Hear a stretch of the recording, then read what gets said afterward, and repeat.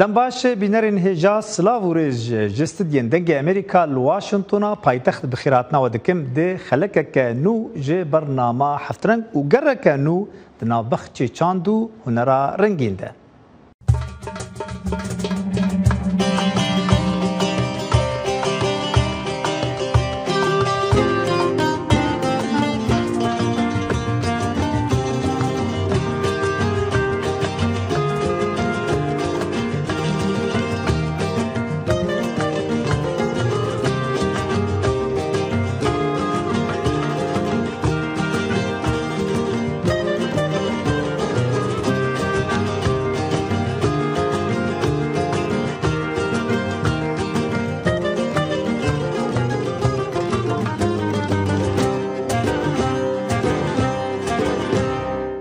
بینەرین هێژا ئەم گەڕا خۆی ji bajarê Slêmaniyê dest pê bikin peyamnêra me Sinor Kerîm raportek di derbarê grûpa Kolenya Mûzîkê ve amade kiriye got şeveke taybet bi mûzîka klasîk ya têkel pêşkêşî mêvan û temaşevana kirin û bal kişandin ser rol û girîngiya mûzîkê di nav çandên cuda de. گروپی کۆڵنڤایلن گروپێکی میوزیکی هاوبەشە لە هونەرمەندانی کورد و ئەڵمانی و لە ئێستادا لە شاری سلێمانی. مەبەست لە سەردانەکەیان ئەنجامدانی ئێوارەیەکی میوزیکیە بۆ گوێگرانیان و ئەمەش سێمین کۆنسێرتیانە کە لە شاری سلێمانی بەڕێوە دەچێت. ژنینەکەی من ژنینێکی شەرقی بوو کەمانچەکەی کە جوابی ئێیامەوە بە ژنینێکی غەربی دیالۆگی دوو کەس بوو بەڵام بە دوو ئامێر دوو کەسەکە دیالێکتێکی ئەوروپی و دیالێکتێکی کوردی ئاخافتن ینی ئەمە بۆ خۆی دوجار توانیمان لە یەک بگەین ینی مۆسیقا ئەو زمانەیە کە هەموو بەشەریەت لی تێگا. ئەو بەرهەمانەی لە کۆنسێرتەکە پێشکەشکران بەرهەمی کارلێکراوی هاوبەشی کوردی و ئەڵمانین لە فۆرمێکی نوێدا بە جۆرێک کە نامۆ نەبن بە فەرهەنگ و هونەری کوردی. هونەرمەندەکان بە ئاوێتەبوونی بەرهەمەکانیان بە گوێگرانی کورد دڵخۆشن و دەڵێن میوزیکی کوردی و وڵاتەکانیان زۆر لە یەکەوە نزیکە بۆیە دەیانەوێت ئەم جۆرە نمایشانەیان بەردەوام بێت.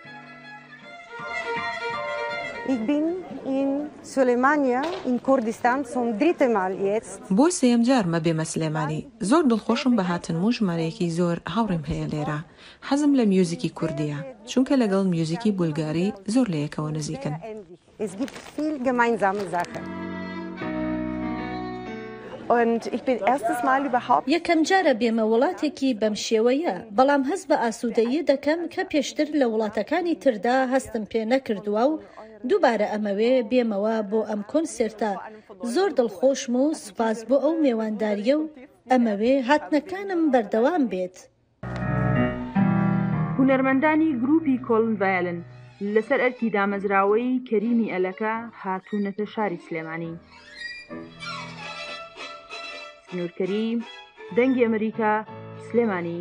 کام هونەرمەندێ شێوەکارێ کورد ئەندۆ چل دەرگوشی ji Gürcistanê naz bikin got bi salan berhemên xwe terxandiye ji bo çand û kelepûra Kurdî ya resin. Arif Aslan serdana wî kiribû û ev rapor bo me amade kiriye. Şewakar Ando Çildergoşî li paytexta Gürcistanê li Tiflisê di 1952 de hatiye dinê. Malbata wî ji mîna hezaran êzidiyên herêma Serhedê beriya 100 salan zêdetir ji ber gefên serbaweriya xwe ji bajarê Îdirê koçî Gürcistanê kirine. Wî di dema desthilata Yekîtiya Komarên Sovyetên Sosyalîsta li dibistanê dest bi xîzkirina wêneyan kiriye û ew di 1970 da bo akademî hatiye bijartin. Emelekî çetin bû ku xwezanî berî heqa karî baş nedana Kurda ronekbîr kêm bûn û sala heftê yekez akademî hatine hindonê akademî henêrî ku bawer kin salê pênc merî qebûl dikirin zav zehmet xwandin hewra erê min 5 sala wira xwand. Çildergoşî demek dirêj ji ber mirina kurê xwe dest ji xîzkirina resman berdabû lê ew tevî vê êşa giran hewl dide dîsa dest bi şewekariyê bike. او دê demekên da di nava vî avahiyê xweşik û di nava xwezayê da dest bi şewekariyê bike û resman xîz bike. Ew hêvî dike ku pêşengehekê li Amedê jî pêk bîne. 2013 Kurdistanê dihokê Hewlêrê û Silêmaniyê da pêşenga min çêbûn û bêteriya wan temam şekilê bêjim derece ser tematiîka Kurda bû. Naka jî wala ez karê xwe dikim dixwazim pêşengeka xwe Diyarbekirê vekim çimkî îro Diyarbekir hewa paytextê Kurdistana mezin e. Di wêneyên çildergûşî da sembolên Kurdan û baweriya êzidiya heye. Ew dibêje ku divê huner devrana ku civat li tê da dijî nîşan bide û divê fikrên kurdatiyê û nazîkatiya kurdatiyê nîşan bidin. Sed salê dawî ev hengevînê me, çadêjî ev kultûra me, ev rava rûştidina me temam dizîn birink ku. Tirka başqa bir, Ereba başqa bir, çadêjî Farisa başqa bir dibin. Ermenî naka dibin, naka nav Kurda jî heye. İro gerem evê yekî neko îzbat kiçaxê ya me ye. Gerem nîşan kiçaxê temam destpêk ev ya me ye. Heva kurdatî ye, fikrê me ne. û ev fikir gerem nîşakin. Weke Kurda kesek nikare ev nazîkayê Kurda. Gere rehîta kurdatî veşate bikarbî ev nazîkayê kurdatî nîşan însanekî bi tabloyê xwe, bi şiklê xwe. Şewekar çildergûşî dibêje ku beriya belavbûna Sovyetê qedrê Kurdan per bû. Lê piştî ku her milletekî serxwebûna welatê xwe ragihand, Kurd jî bêxweyî man. Me re baş in wan axiriya te vê salê hefteyî bawer kî vira teatroya me hebû kek veşxa xwe servêrê teatrê bûm û malbeta me tom hem teatroyê dabûn herê. Zemanekî xweş be salê heştê ji çaxa Sovyet xerab bû kek û îro zanî temam çadêje xwayê wan hebûn.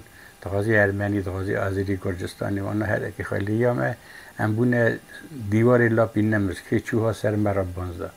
Nîvî çûna Rûsyayê, nîvî çûna Ewropayê lê dîsa şikir weke te 12,000 dîsa em vira mane. Li gor serjimara fermiya dewleta Gürcistanê li welat nêzî 13,000 Kurd hene ku piraniya wan êzîdî ne. Arif Aslan, Deng Amerîka, Tiflis.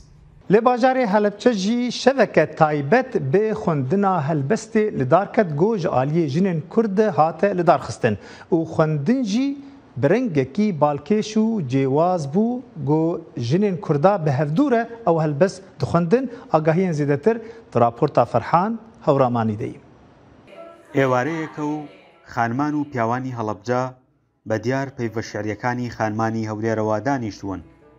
ئەوان دەڵێن پرسێکی گرنگ لە نێوانیاندا هەیە کە ژنبوونیانە پێکەوە ئازار و ڕخنەکانیان هاوبەشی دەکەن.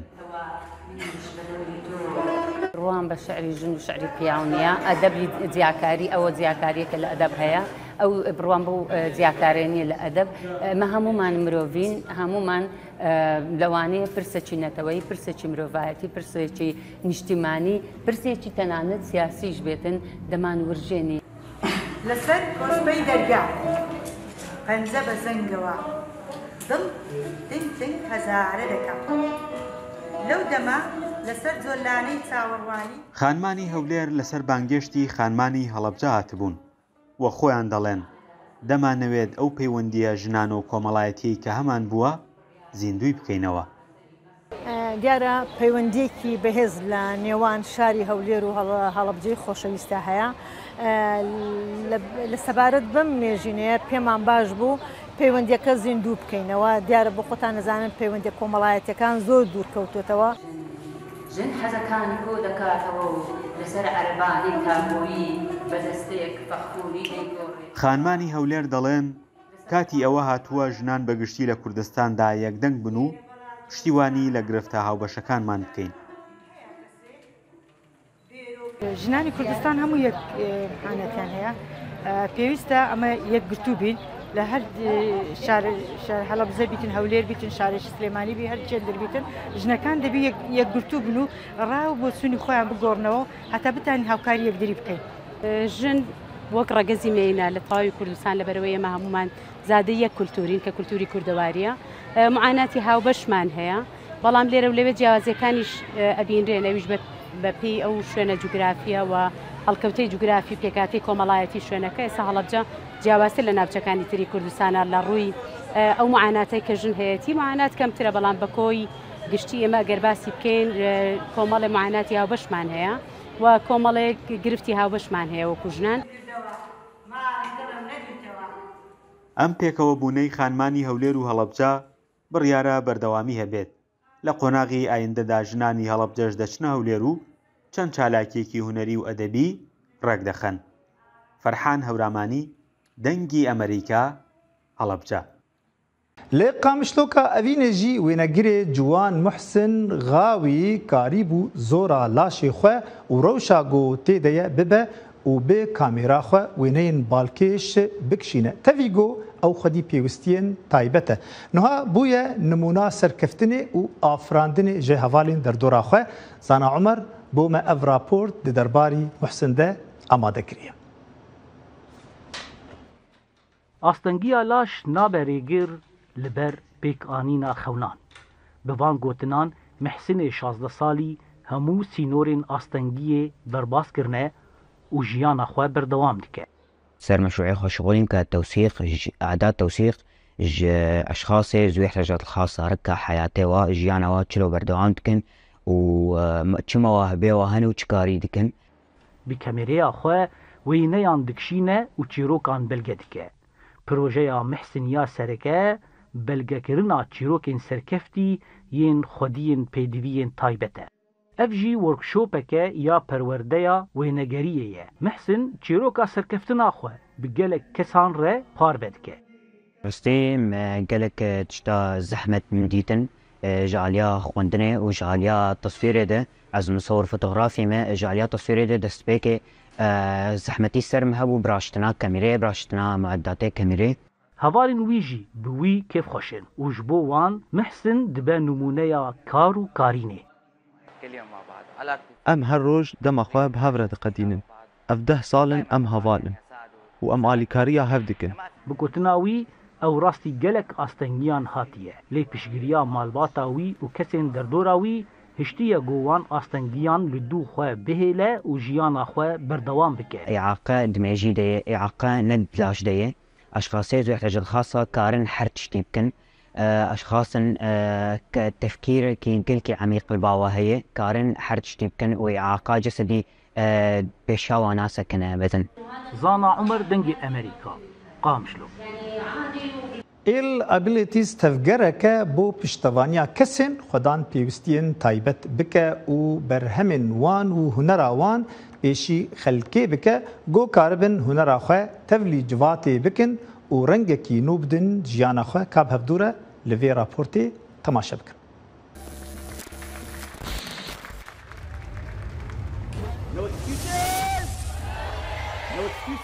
ئەمەمان بەدەستهێنا باشە هاوڕێیان نمایشێکی ناوازە بکەن لە هەمووی گرنگتر خۆشی لەبینن 1 2 3 با بڕۆین.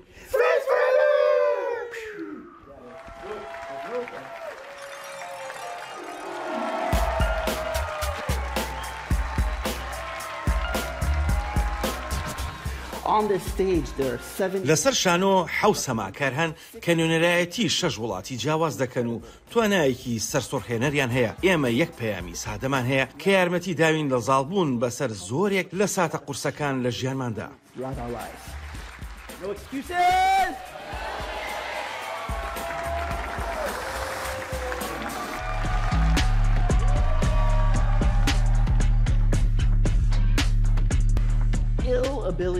ئیل ئێبڵەتیس یاریکردنە بە وشەکان هەموو کەس وشەی دیسەبڵەتی دەزانێت بە واتای کەم ئەندامی دێت دوایە ئەوەی ئێمە دەمانەوێت بیکەین ئەوەیە وشەی دیسەبڵەتی لە فەرهەنگدا دەربهێنین و وشەی ئێل ئێبڵەتیس لە شوێنی دابنین. ڕاستە وشەی ئێل بە واتای نەخۆشیەت بەڵام لە هیپ هاپدا بە واتای سەرسوڕهێنەر و سەرسام کردێت. ئەنجا بۆیە ئێل ئێبڵەتیس بە واتای توانە سەرسوڕهێنەرەکان و سەرسامکەرەکان دێت. I'm Rado. I'm from the Netherlands and dancing with ill ability since 2010.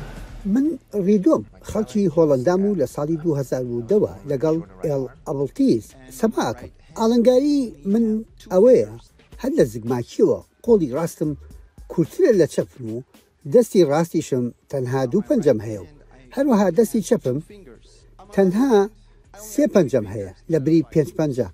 هەروەها قاچی ڕاستم کورتترە لە چەپم بۆیە قاچێکی دەستکردی پێوە دەبەستم.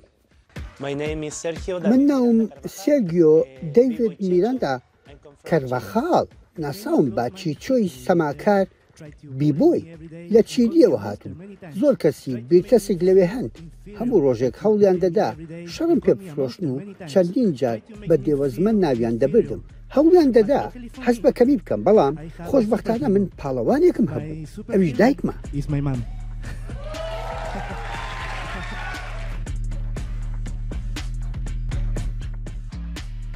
ئەوەی من لەبارەی برێکینگ یان سەما و کللتوری هیپهاپەوە پێزانینم بۆیان هەیە ئەوەیە کە هەمیشە پێشوازی لێ دەکەن و لە خۆیانت دەگرن کەسانی وەک من کە ناتوانن ببیستن یان کەسانی وەک ئێمە کە ڕەنگە ئەندامێکی نەبێت یان گرفتێکی دیکەی جستەیی هەبێت ئیتر بەداشەق یان بە کورسی دووچەرخە بڕوات دەتوانن بەشداری بکەن لە بەرزترین ئاستی توانای خۆیاندا و بەشداریەکی یەکسان بکەن لە شێوازی هونەرەکەدا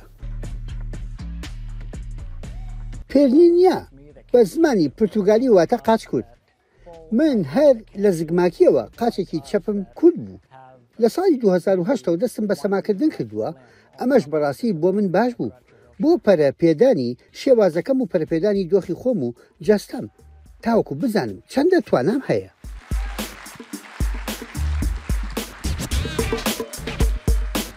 Di vê mehê de hin şûnmayên herî girîng yên serdema romanî li İtalya tên nîşandin.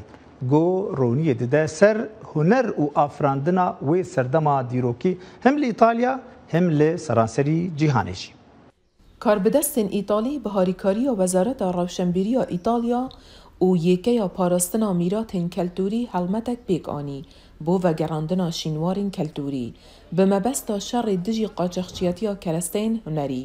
Li gorî Wezareta Rewşenbîriya İtalya komek berhemên keltûrî ku navbera sedsala heştan û sedeyên naverastin û bihayê wan nêzîkî 12 milyon euroyan e û perçeyên berhemên piraliyên İtalya kevnar û giravên wê pêşkêş dikir. Divê helmetê de derdora 705 berhemên şînwaran yên li İtalya û giravên ku hatibûn talankirin hatine vegerandin. Vegerandina wan ne tenê de aliyê hejmarê ve gelek girîng e. Di heman demê de cûreyên wan jî pir girîng in. Em behsa berhem û alavên cûr be cûr dikin ku di nav dewerek şînwarîya berfireh de ji serdema hesin ango ji sedsala heştan ya barî zaynê heta serdema navîn hatine. Wezareta Rewşenbîriya İtalya got gevneşînwar hatibûn dizîn piştî danûstandinên dirêj digel kompanya Sims LDT ku bi yasayên İngilîzî bi rê ve diçîtû ser bi fraksiyona hunerî ye. Robin Sims yê ku taybet bi keresteyên hunerî ye derket holê ku bazirganiyê bi keresteyên hunerî dikir.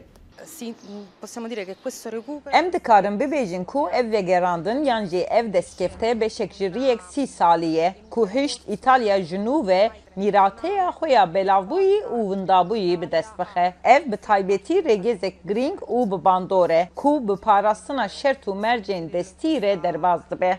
Di nav keresteyên ku hatine vegerandin tabîtek ji Risasiye, perçeyên erdê yên berî Zayînê, Guldan, Zêrozîv û 26 perçeyên zê rêsor yên bi destî hatine çêkirin û gerdeniyên bronzî. Hêlên Sindî, Dengê Amerîka. Hunera postmodernîzm yan jî ya bê sînor û rol got bi serbestî tê afirandin bala pir xelkan dikişîne û niha bûye şêwazekî cîgirtî di nav hunerê de weke hunera dudil. ئایا هەرگیز لە کۆبوونەوەیەکدا بوویت لەبەری نووسینی تێبینی لەسەر کاغەزی بەردەمت خەیاڵت ڕۆشتۆ دەستت کردووە بە کێشانی وێنە و هێمای هەرەمەکی ئەمە لە جیهاندا پێی دەوترێت دوودڵ لە ئەمستردامی هۆڵندا بۆنەیەک بۆ دوودڵ ڕەخرا بوو کە هونەرێکی پۆستمۆدێرنە و نوێیە دوورە لە هەر فێرگەیەکی وێنەکێشانە و هونەرێکی بێسەر و بەرە ئەوەی لێرە دەیکێشن دەخرێتە ژێر زەڕەبینی دادوەرەکانەوە تا لە نێو 62 براوەی ئەو بوارە یەکەمی جیهان هەڵبژێرن. دوودڵ هونەرێکی خۆشە پەیوەندی بە دروستکردنی نەئاگاییەوە هەیە من بەو چەشنە پێناسی دەکەم. بەشداربووەکان لە وڵاتی خۆیان براوەی نازناوەکە بوون داخۆکیان دەبنێ یەکەمی جیهان لەم هونەرەدا هونەرمەندەکە پابەت نییە بە زۆر قوتابخانە و ڕێساکانی نیگارکێشانەوە ڕەنگە تا دوور بیت سەرکەوتوتر بیت. هەمیشە هەز دەکەم کە بەهێزترینیان ئەوانن کە هەز دەکەین زۆر بە سروشتی دروستکراون بەبێ سکێچ و زۆر بیریان لێ نەکردوتەوە. ئەم کارانە لە کۆتاییدا پێکەوە نیشان دەدرێن. براوەی پێشبڕکێکەش کیژۆڵەیەکی ئیتالی بوو.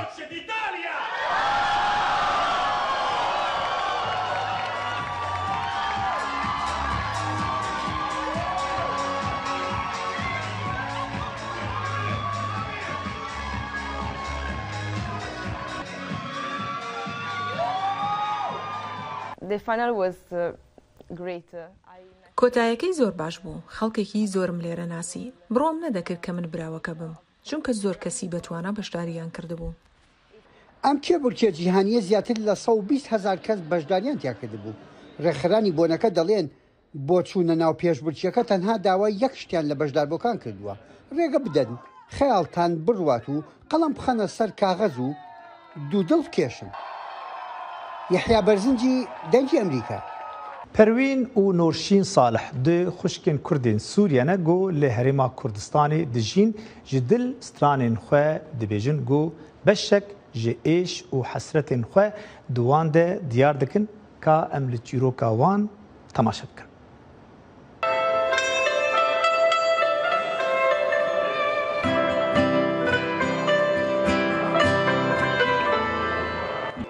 Ev du xuşkên hunermend dibêjin stran û mûzîka wan ji nîva dilê wan derdikevin.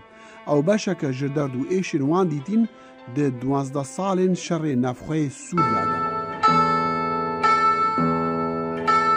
Dema ku Daesh êrişê Kobanî kir, êdî giştibû girê Miştenûr, kes li Kobanî nemabû. Leşgerên ku di Kobanî de mabûn ji me re gotin derkevin ji bo ewlehiya we. Ji ber wê em derketin. Derbasî Tirkiye bûn, Bakurê Kurdistan. Em nêzî du sê meh li İstanbul man, li wê derê ji ber gelek sedeman me ziman nizanibû, hinekî tenemmûr li ser me çêbû. Em derbasî wan bûn, paytexta Kurdistanê. Li wê derê êdî malbata min li wirma. Niha ev du xuşik li Hewlêr paytextê Herêma Kurdistana Iraqê akincîne. û ji bo debara jiyana xwe lê xwaringehekî mûzîka xemgîna xelkê xwe dijenin. Xem û xeyalên Nurşîn a 20 salî û Perwîn a 23 salî derbirîna êş û derdê xelkê Kobanî ye. Piranî mûzîka Kurdî ya folklorî piranî li ser bûyerên rastî hatine pejirandin. Em bêjin Kurd piranî koşberî dîtiye, qetil'amtî dîtiye, dijmin ser wan de her li ser gundê wan û zarok û bav û dayîkê wan hatine qetilkirine. Ji bo wê her stran li gor bûyeran li ser bêjin kurê xwe li ser dayîk yan jî li ser bav, li ser pisman. Vegera ji bo Kobanî xewna van du xuşkên hunermend e. Ew du caran derbeder bûne. Cara yekem dema Daişê li sala 2014 êrişî ser Kobanî kirî. Wan rû kire Tirkiye û cara duwem jî dema Tirkiye bombarana bajarê wan kirî ew reviyane Herêma Kurdistanê. Derdê wan mezin e lê xewnên wan biçûk in. Yek jî xeyalê min ew e ku ez bibim mûzîkjenek wek jinekî Kurd bibim mûzîkjenek baş û her dixwazim xwe pêş bixim di mûzîkê de ranewastim. û hêviya min her ew e ku dema ez vegerim rojava li Kobanî, dema ku ewle bibe, dema ku şer raweste, dema ku aramî çê bibe, aşîtî çê bibe. Her hêviya min ew e ku ez vegerim welatê xwe û konsertan bidim ji bo civaka xwe û dibistanên mûzîkê ve bikim ji bo zarokan, ji bo fêrî mûzîk bibin, ji bo derûniya wan. Her yek ji xeyalê min ew e.